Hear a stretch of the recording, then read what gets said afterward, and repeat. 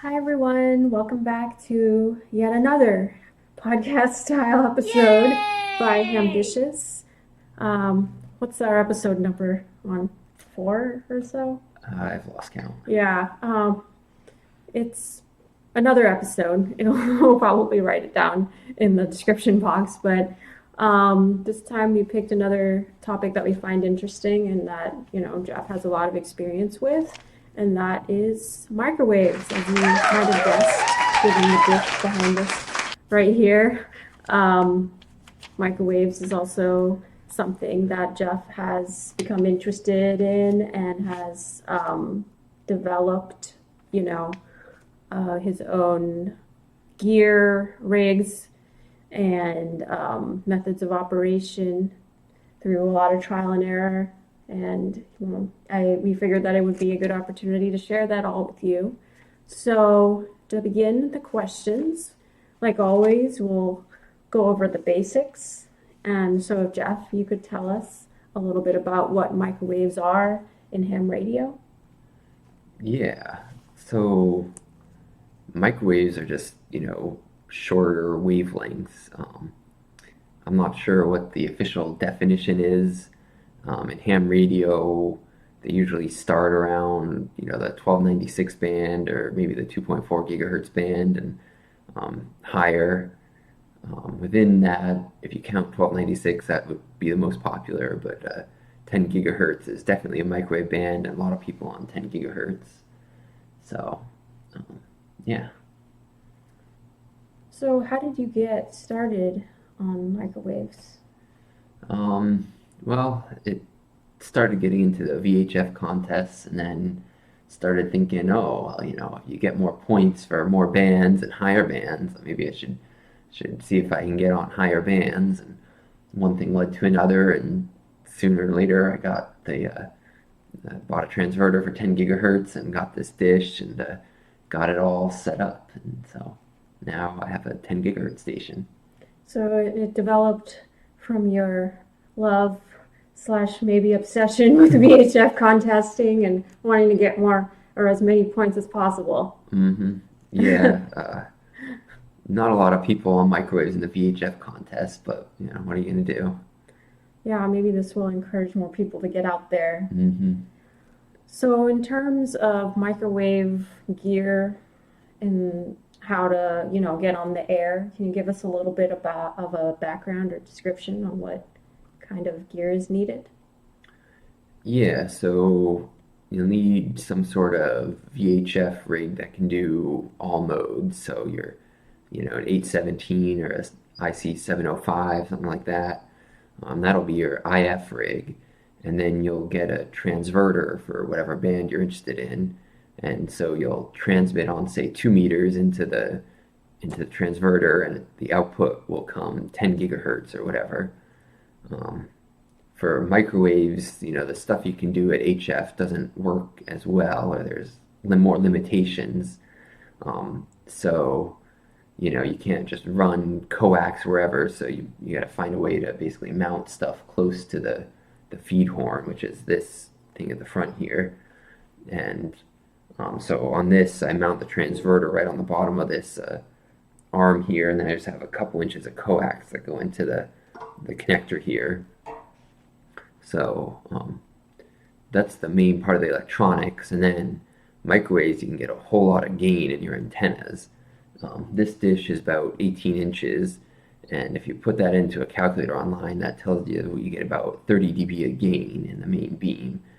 So that means if you have 1 watt coming out of here, in the main beam going to wherever, it's like having 1,000 watts a kilowatt. So you get a huge amount of gain on your antenna, but it also means you got to point it very carefully since it's got a very narrow beam width compared to your 20-meter Yagi. So, direction is hugely important in microwave operating. Yeah, you need to know where you are and where the other person is so that you can both point in the right direction or point at the same feature that you're going to bounce off of or whatever. So I know when you were building your setup here, you used what are known as beacons quite a bit to test it out. Can you give us a little bit of a background of what beacons mean? Yeah, I mean, they're hopefully you're familiar with beacons. They're on HF and all the other bands, but um, at least here in California, there's a number of beacons on 10 gigahertz um, that are useful. You can get your setup and then point it at the beacon and see if you can hear it. And it's always running, so you can experiment whenever you want. And the local club actually, there's a beacon up on Mount Allison here, and it's got a linear translator, so we can have nets on that.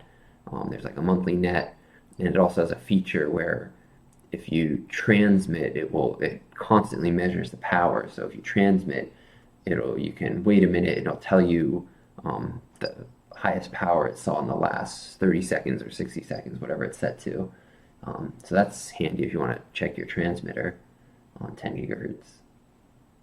So, leading into the questions about operating, so how do you choose where to operate? Do you operate from home? Do you go outside, go to peaks? How did you decide how to actually bring this setup out into the world, I guess? Yeah, it really depends who else you're trying to talk to. If I want to talk to somebody a couple miles away, you can probably do it from home. If you're trying to make long distance contacts in a contest or something, then you gotta pick your location. Um, Most of the long distance activity, at least in California, happens during the contest. So obviously, long distance, you want to be up high. So finding a mountain with a road and that's relatively clear, has clear views, generally to the south from the Bay Area here, is usually what you look for. And the people who have been doing this for a while have checked out all the mountains and know where the best spots are. So you just ask them and they'll tell you. But there's a couple mountains in the area. There's a couple down in SoCal where I've worked people or you hear people. And there's also a rover, so people drive around the Central Valley. And from there, they can usually work both north and south. Um, if I just want to get on the air for like the translator net, anywhere basically where I can hear the beacon on Allison, I can usually get into it, has been my experience. Um, but that's a lot easier since you only have to see the beacon, you don't have to see the other person since your signal's being retransmitted. Yeah, I think you did some of that down at one of the parks here.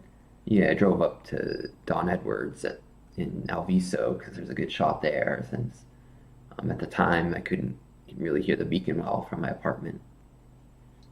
And then you've done various contests from different peaks in the area. I remember we went up to Mount Vaca, and there was a coordination that you had with some people across the bay out near Stanford, right? Yeah, I mean, I went up with you and I went up this year as well. And, yeah, that's Vaca's got a good shot down the Central Valley, and you can also see into the Bay Area pretty well. I actually worked a guy up north last time I was there, north of me. Um, I know when I went up to Diablo in September, I was working people down south, and I was with another guy. He went back the next day and worked a guy up in Southern Oregon. Um, I forget if he got him direct or was bouncing off of a rainstorm or something, but you can get pretty far on 10 gigahertz. What's the farthest contact that you've made? Diablo to Mount Potosi outside of Las Vegas, Wow. which is, I forget, 650 kilometers, something like that, through the Sierra Nevada mountains.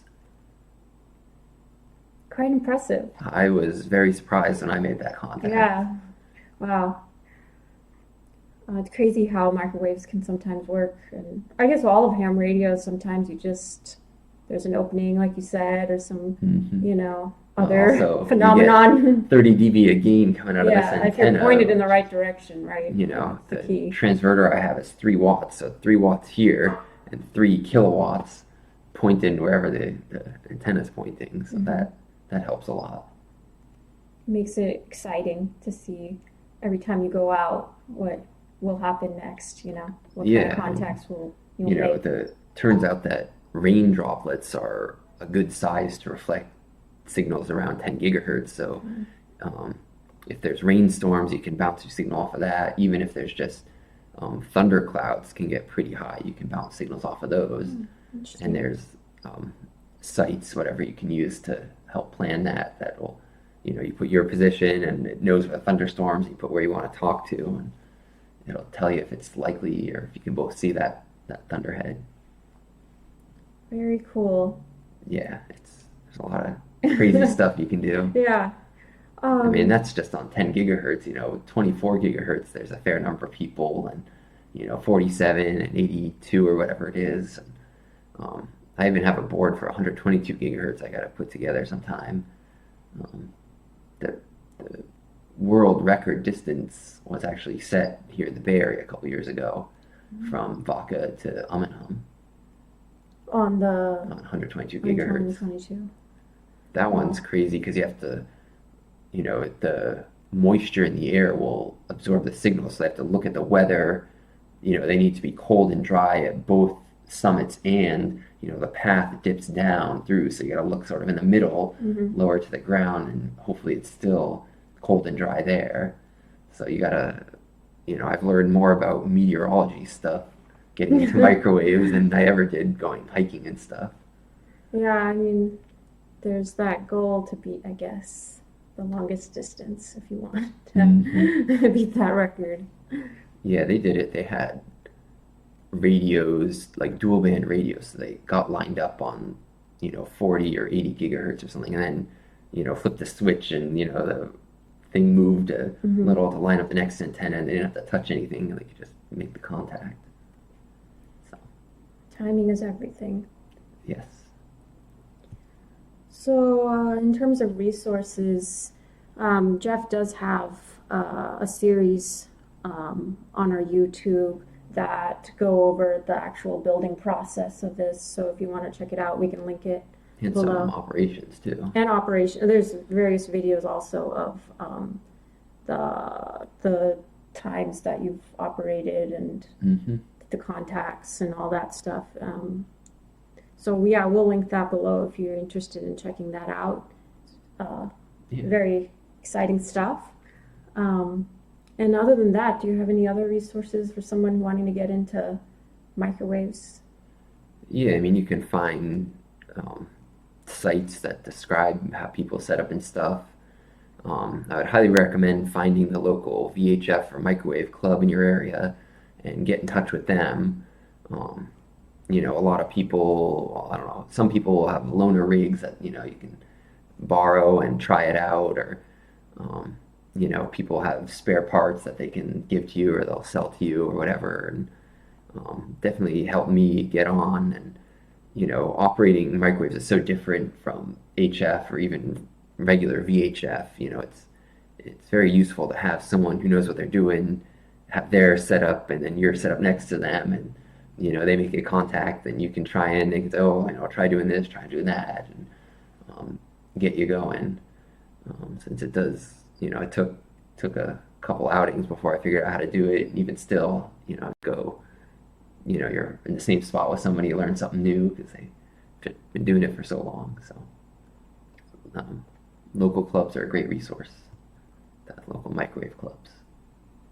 Yeah, I know that you go and you meet with them about once a month, and Yeah, I mean, it's it's just really a nice to share experiences and have sort of some mentorship opportunities, and so that's really great. yeah, and they'll have presentations about stuff that's of interest to VHF and microwave people, and Hmm. when you get stuck or whatever, you can ask at the meeting or on the mailing list, whatever. And everybody knows what your problem is usually, and Hmm. can tell you how to fix it. Someone who knows Hmm. how to fix it. Any last words for the viewers? Yeah, I mean, if you're interested, get on 10 gigahertz. It's a lot of fun. Yeah, and if you have questions, feel free to ask Jeff too. Yeah, Please leave a comment and leave we'll a see it and can comment. respond. He's always open to sharing and, you know, sharing his experiences and what he's done and what's worked for him. So have a good evening, morning, evening, night, wherever you are, and we'll see you in the next one. 73. 73. Bye.